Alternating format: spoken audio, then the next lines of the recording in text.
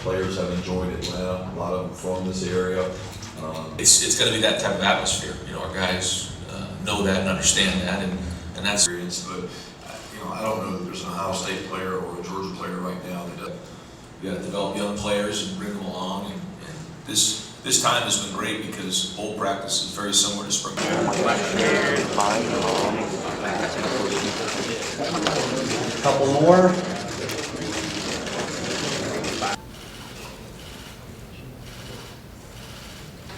All right, that'll do it. Thank you very much, gentlemen.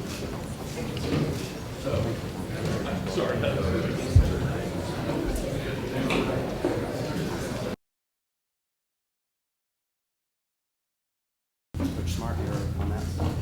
Right here.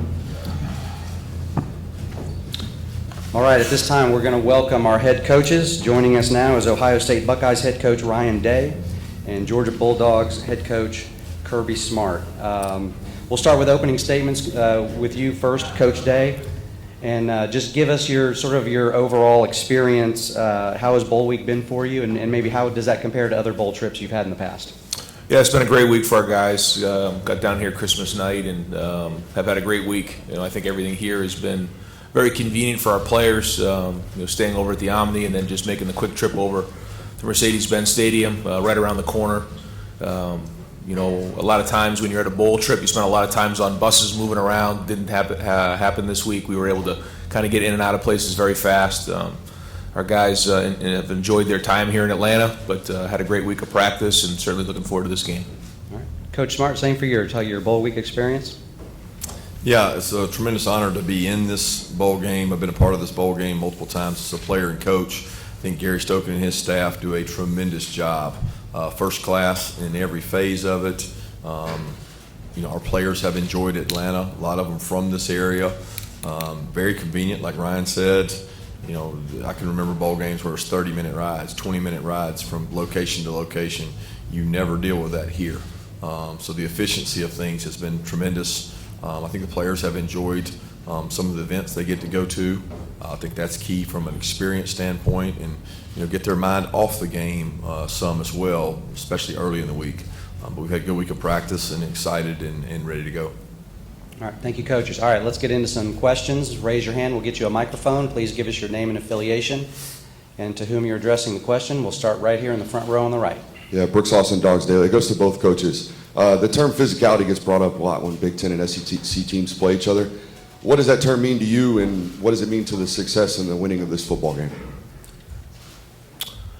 I think physicality is part of this game, and it's a major part of every football game. I mean, when you look across the board, you do studies on these semifinals and final playoff games since the playoffs started. Physicality at the line of scrimmage has been really critical, and you look across the board, teams that run the ball well tend to win these games. Also, red area third down and explosive plays are indicators, but the line of scrimmage play and physicality. But physicality can be a lot of different ways. It can be on the perimeter, it can be on special teams, it can be a lot of different venues, ways of looking at it. And I got a lot of respect for both conferences, because when you play in a bowl game, you get to watch the other conference all the way through. You get to see all these teams they play, and you have a lot of respect for the conference that you're playing. They have great physicality in that conference, always have, and we respect that.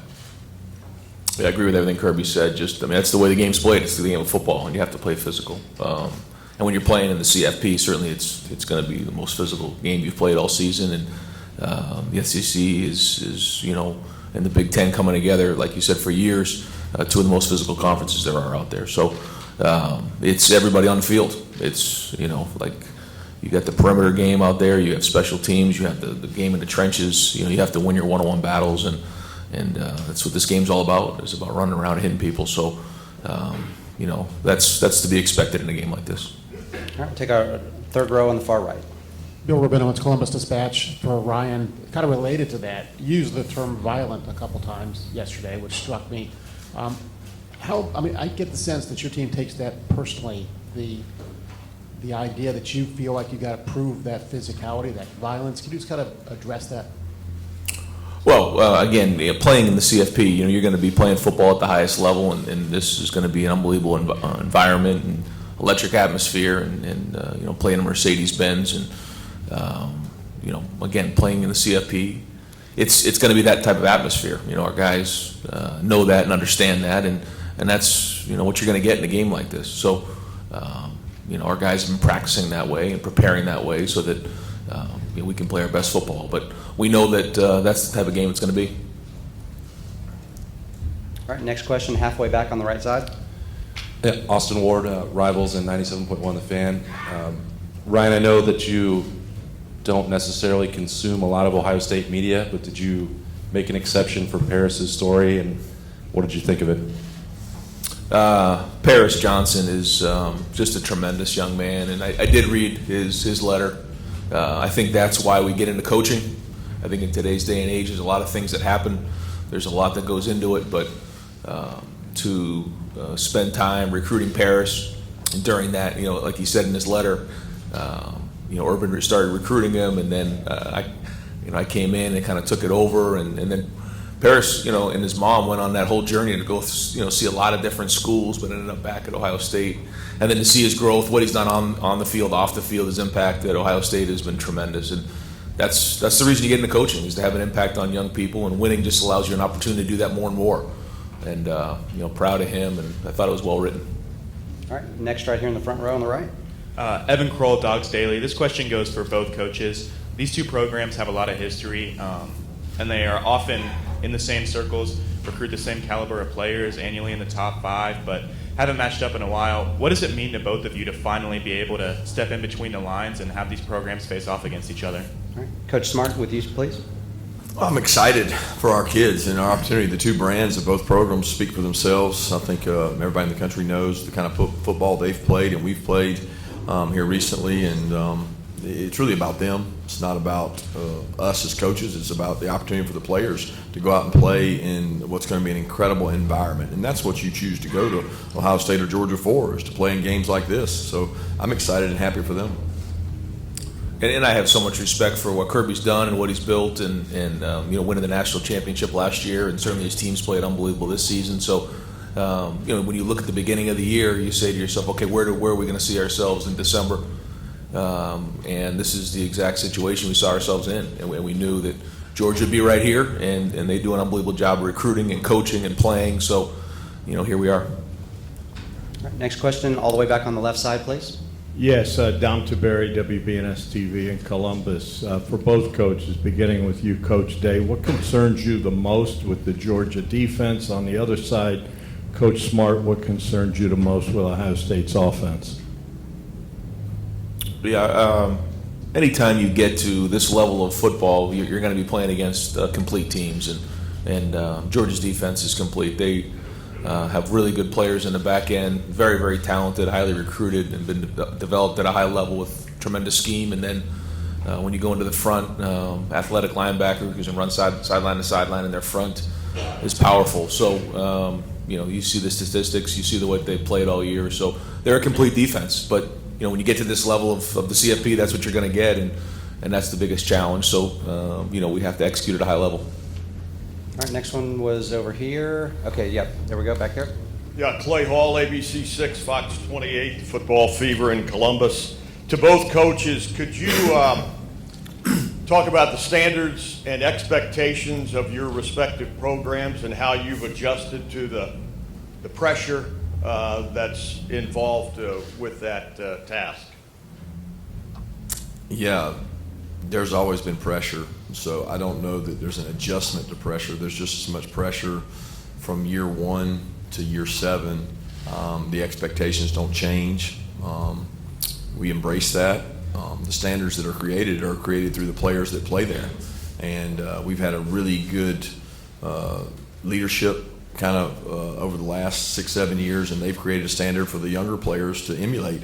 And that's going on now. I talk every day to our guys about, if you're a freshman or sophomore, find the guy you think works hardest and does it the right way and emulate him, and this success will continue. There's no entitlement, and you work really hard at what you do, but the standard doesn't change. Players change, and each year maybe your identity changes, but the standard doesn't change. Okay, next right here. Ryan, could you speak to that?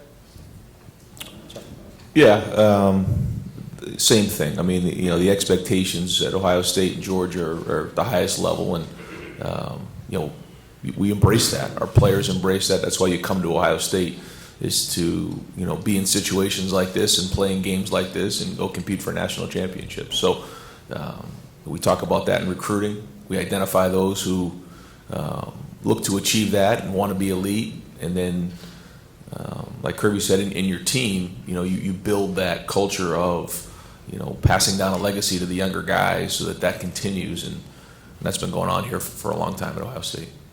Okay, third row on the right. Mark Weiser, Athens Banner Herald. Kirby, we saw you and your players doing yoga at the end of practice yesterday. Is that part of your typical game week, and what do you see as the benefit of it? Yeah, we've done that every Thursday the entire season, and we didn't want to change that tradition. The players have embraced it. We've cut practice on Thursday throughout the year to go down on their GPS numbers, and so Caroline Ward, who her husband's one of our physicians, team physicians, she does the yoga, and the players really like it. It makes them feel better, a little more refreshed. So I think it's important from a recovery standpoint. Over here, fourth row on the right. Joey Kaufman, Columbus Dispatch. Ryan, we saw Mayan back at practice yesterday, and he wasn't feeling well early in the week. How's he look? How's he feeling the day before the game? Yeah, back to practice yesterday, so he'll be ready to go. Here we go. Hey, Allison Mastrangelo, WSB in Atlanta. Kirby, we keep talking about how some of your guys have been here before. So what have you seen from the guys that have kind of been through this playoff run? And maybe we've noticed maybe leadership, characters that you've seen from them this week. Yeah, I think the guys that came into this season as leaders that had played quite a bit, they've been that way throughout. I don't know that it's been any different for the 28 days since our last game. They certainly have a lot of experience, but you know, I don't know that there's an Ohio State player or a Georgia player right now that doesn't have experience that's played in 12 or 13 games. The season is your experience. And coming into this season against Oregon, I would have said we were an inexperienced team, but we have experience now, and so do they. So you draw on those experiences of playing your interconference rivals, and we both teams have done that. Third row on the left here. Doug Lesmerises, Cleveland.com for Ryan. I know you're focused on your game, but there's two Big Ten teams playing in semifinals. That idea, what have you seen from the Big Ten in your time as a head coach in terms of the overall level of play? And what do you think it means for the Big Ten to have both Ohio State and Michigan in semifinals this year? Well, I think it's very important for the conference to have two teams in the CFP. I think the level of play in the Big Ten has improved, you know, over my time as the head coach. You know, week in and week out, you have to bring it. And the challenge is that you play 9 conference games in the Big Ten. So, you know, there's very good coaches, very good players, the very physical conference. And so, you know, you have to be able to sustain throughout November because of the 9 conference games. And you know, for some teams, they play a non-conference. That's really 10 conference games that you play. And with the physicality of the conference, I think it's deserving to have 2 teams in the CFP. All right, next we'll go front row on the right. Yeah, Brooks Austin with Dogs Daily. It's for both coaches again. You guys are obviously strangers on the field, but you bump heads all the time on the recruiting trail. C.J. Stroud most notably, Kojo Antwi, Damon Wilson as of late. What have you learned about your opponent, I guess, on the trail, and maybe something you admire or have taken from them? All right, Coach Smart. It's a tough question. You know, when you're recruiting against someone, you don't take much from them in terms of you know, style of play or anything else. Respect would be the number one thing that I have for people that we recruit against and play against. You mentioned C.J. Stroud. What a tremendous young man. I was so upset at my assistant when I had to fly all the way to California to go out there. I was like, are you sure we're going to have a chance? And we went out there, and it wasn't my favorite travel trip when I had to go all the way to Cali, but it was worth it when you got to sit down with that young man and his mom, because he was very impressive, and he returned that trip to come back and see us. And usually when you get them on your campus, that means you have a shot. And I certainly enjoyed getting to know him and the relationship with him because of the young man he is. But as far as, you know, what you learned about the other team and other programs through recruiting, I don't think there's a lot there. Coach Day? I would just say I think you know, Kirby and his staff do a great job of working at it. You know, I think when you have such great players in the state of Georgia. The easy thing to do would be just to assume you're going to get those guys. They don't do that. They work really hard at it. They grind at it. They no stones unturned. So when you're recruiting against Georgia, I mean, you got to bring it, and they do a great job of that. All right, all the way back on the left here. I'm Finn with Omni Hotels and Resorts. For many high school students, playing football at a college level is a dream opportunity. What advice would you give to upcoming recruits looking to be recruited by a big program? Coach Smart? Play hard. Get seen.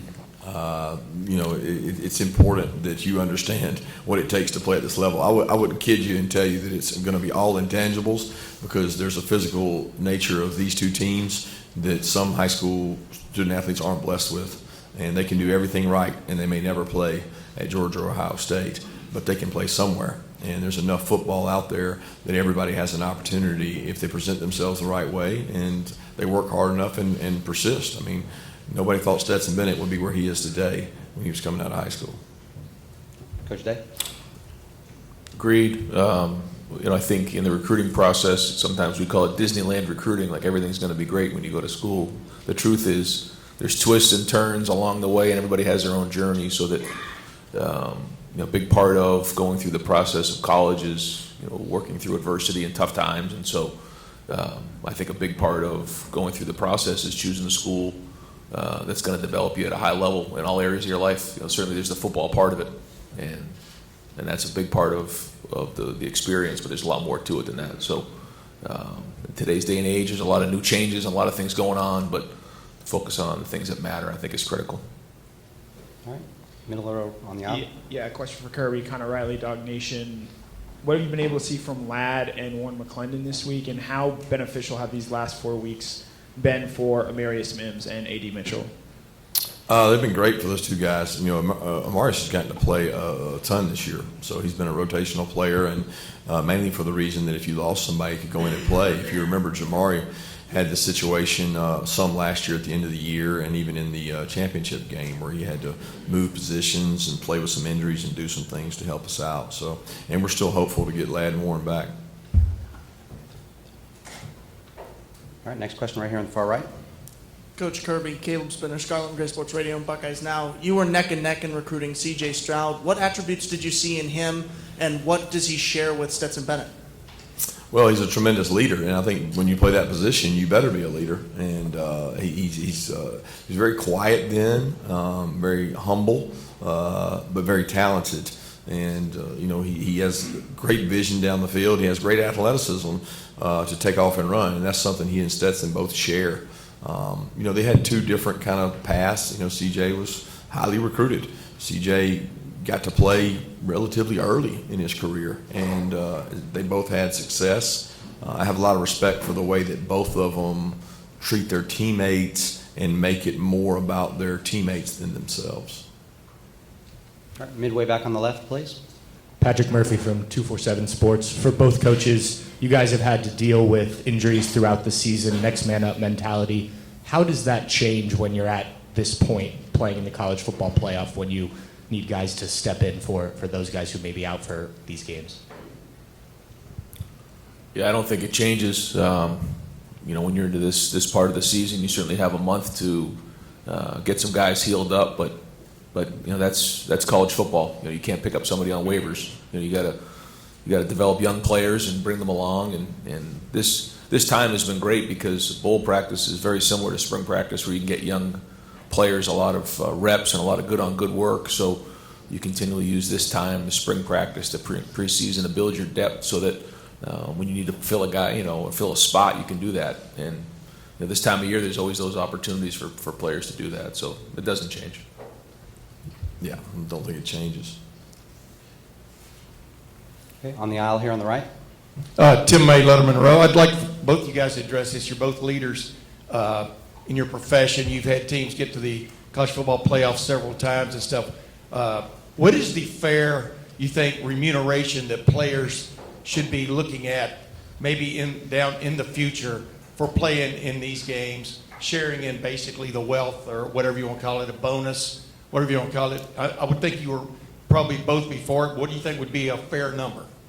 I don't think you can put a number on that. I don't think it's fair for me to sit here and assess that number without studies and values. I do think the NIL opportunities that our players have gotten have been tremendous for them in terms of creating a lot of opportunity for themselves and a chance to help their families. I think the CFP does a tremendous job, who gives a really handsome check to the families to travel to these locations that are tremendously hard to get to. And you're talking about 2-night minimums, and you're talking about New Year's Eve. And those are things that I know when I was a player, the parents weren't afforded. So it's come quite a ways, but to put a number on that, I'd be remiss to try to answer that right now.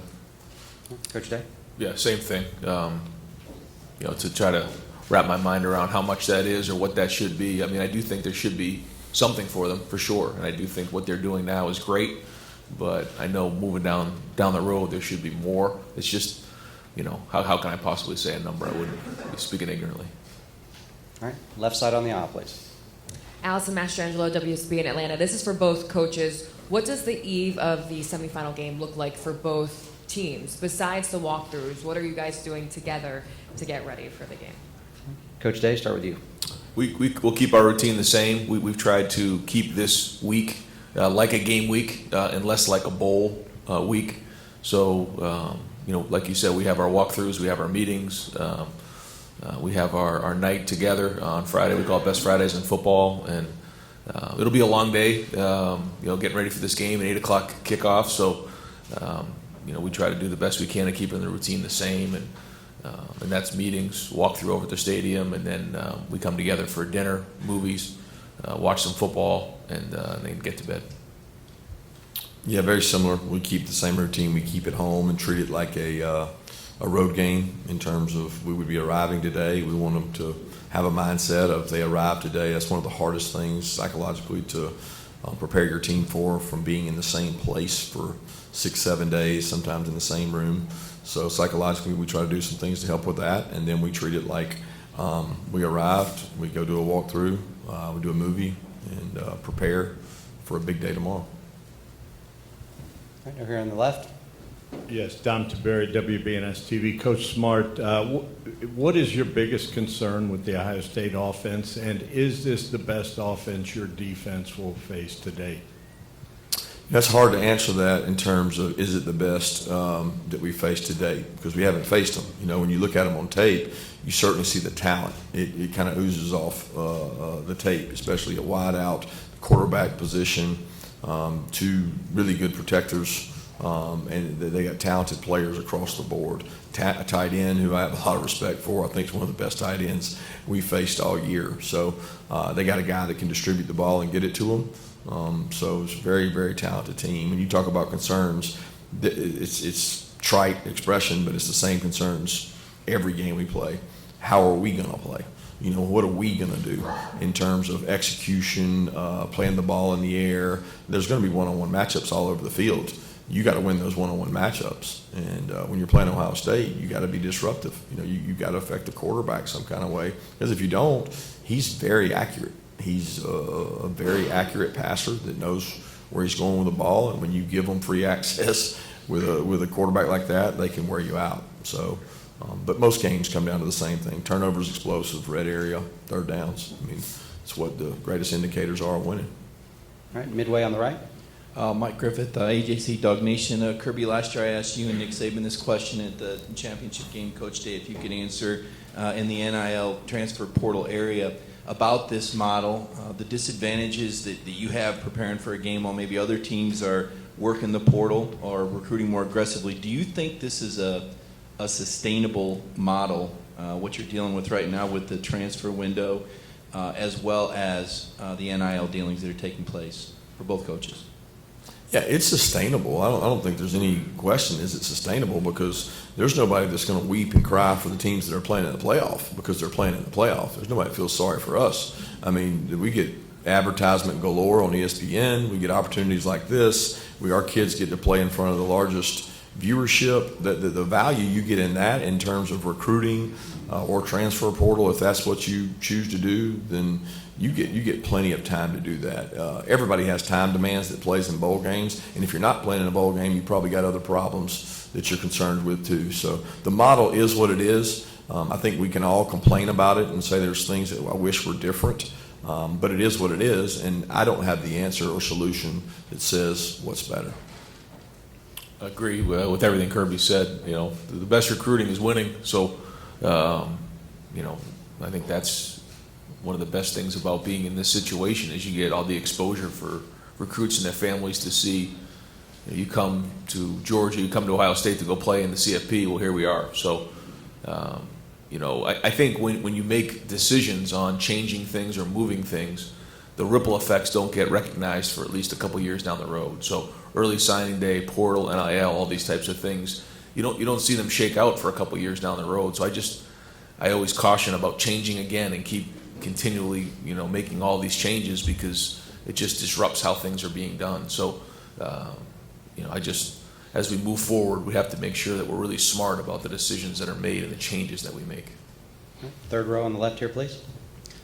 Doug Maurice, Cleveland.com, for Ryan and then for Kirby as well. When you have multiple weeks to prepare a game plan in a situation like this, what are the similarities and differences to when you're preparing a game plan in a week's time during the season in terms of getting with your staff and building what you want to do on game day?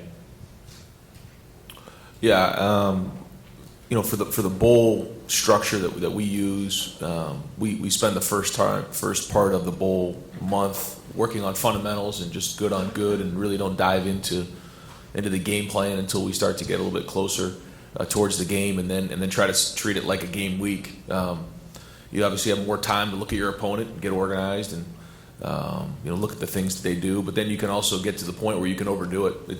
It gets similar to, you know, the first game of the season. But at the end of the day, it's going to come down to fundamentals and who's going to play harder, who's going to execute, you know, at the highest level.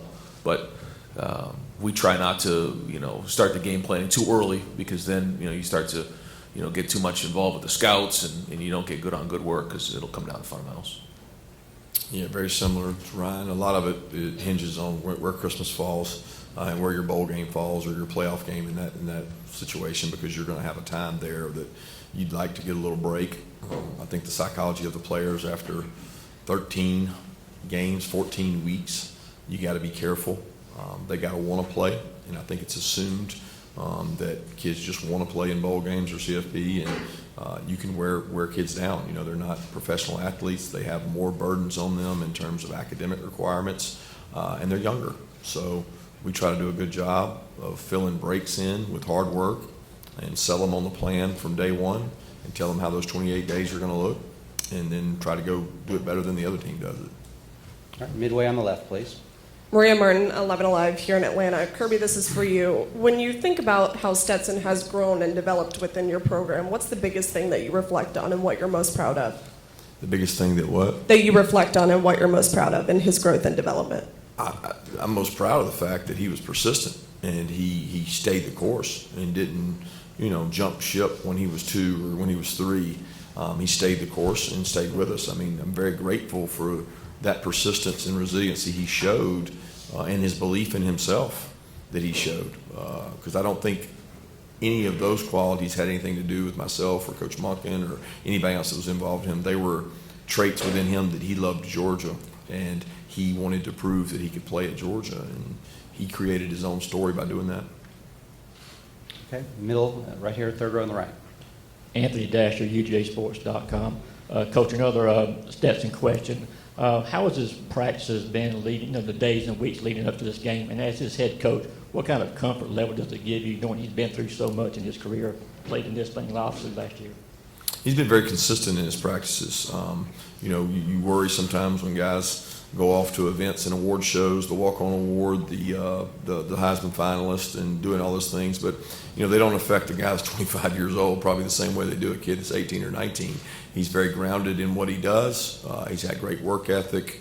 I think the quarterback position is easily the most critical factor in a game, because the way offenses are now, they put so much decision-making on the quarterback, pre-snap, post-snap. I mean, everything is on the quarterback. So both these teams got really experienced, really proven guys who make good decisions. So when you have that, you're right more than you're wrong, and that usually creates scoring. So I'm very grateful and thankful that we have a guy like Stetson who's played in games. Okay, same spot over here on the far right. Bill Rabinowitz from the Columbus Dispatch for Ryan.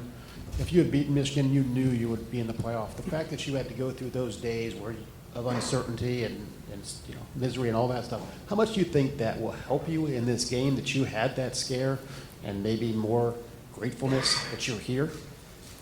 I think at the time it certainly gave us an injection of energy and excitement for sure, coming off of that weekend and then into that week, and then the next week it was a range of emotions, and allowed us an opportunity to have great energy and great focus and an edge during the month of preparation for sure. So we'll see. I mean, we'll see tomorrow night. We'll see where we're at, but I'm really pleased with the way we've practiced, how our guys have gone at it. You know, we've had a lot of physical practices, and so we have something taken away from you. It does give you a little bit more of appreciation for what it is, and we'll see how we play. But it has been a great month. All the way back on the aisle on the right side, please. Hi, Jared Smalley from NBC in Columbus. Ryan, for you, in the days and the weeks since the last game of the season, you and some of your players have referred to the amount of pressure that you felt in that final game and the way it may have affected the performance in that game. And I'm wondering the message you've had to your players to avoid the word pressure and to try to get them to play loose and to their most natural athletic ability in the biggest game of play. Well, I just think, you go back to your training. You can't focus on things like that. What it comes down to is just playing, hard in practice and then going back on your training once you get out there and playing physical with your teammates. And there's going to be good plays, there's going to be bad plays. But just going out there and looking up at the scoreboard at the end of the game, and that's what we're going to do in the game. We're just going to play as hard as we possibly can. There'll be ups, there'll be downs, there'll be twists, there'll be turns in this game, but play as hard as we possibly can. And you can't worry about things like that in a game like this. All right, right here on the second row. Tyler Danberg, Scarlet and Gray Sports Radio. Coach Day, how has practicing at Mercedes-Benz Stadium this week allowed you and your team to get accustomed to the venue? Well, it's a great stadium. It's a great venue, beautiful stadium. And being there for the week is, what you try to do is you try to make it your own. You try to say, okay, this is the Woody right here. This is where we come out and we run out of the Woody every day. And, you try to make it a game week. You try to make it as much home as possible. I just think, you practice it indoors for the whole month, and then you go there just throwing and catching, the punts, things like that, the contrast against the ceiling. So it takes a couple days, but other than that, it'll be a lot different with a packed house tomorrow night. All right, we've got time for a few more. We're going to go next right here on the far right. Caleb Spinner, Buckeyes Now, Scarlet and Gray Sports Radio. To both coaches, this could be your final appeal to recruits in terms of what your guys are able to do on the field. What are you looking to send them in terms of a message of why they should come to your school? Coach Smart, start with you, please. I don't really think of it as a recruiting appeal. I think of it as a service to the kids who are with us. And the guys that are with us and have given so much, and I look at guys across the board, whether it's Cedric Van Pran or all these leaders, Kenny McIntosh, who waited his turn behind all these phenomenal backs. And I look at it as an opportunity to go out and play well for them. Most of recruiting for this season is done. I know you're always looking to next year, but, what those kids see in one game, it'll be a small window. I do think it's important that we do this for the guys on our team, not necessarily for the recruits. Yeah, I would say recruiting never ends, but this game is about these players.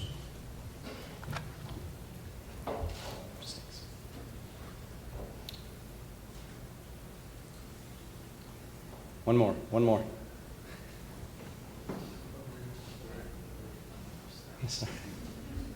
We'll get there.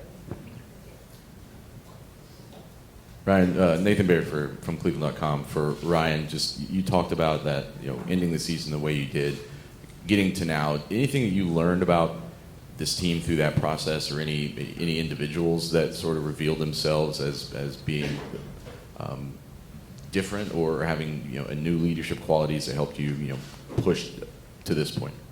Well, I think you know who the leaders are, and you know who the guys are that we turn to, and I think those guys have done a great job. They've had a voice. I won't point one or two guys out because we got a great group of guys, and again, at this point, there's not much more to talk about. We've had a great month. The guys have done a really good job, and so now it's time to go play the game. All right, time for maybe one or two more. Where are we going next? Next question? All right, over here on the far left on the aisle. Rob Mickle, Big Ten Network. Coach Smart, when you look at the Ohio State wide receivers, what do you see from Marvin Harrison Jr. and the talent and the depth of that group? Elite ball skills, playmaking ability. Those guys grew up under a system of wideouts that were just tremendous. And you look at it and say, if I get to play behind some of the guys they've had, you know the training they've had, you know who they've been able to watch. And across the board, they've got size, physicality, ball skills, vertical speed, all the qualities you want in wideouts.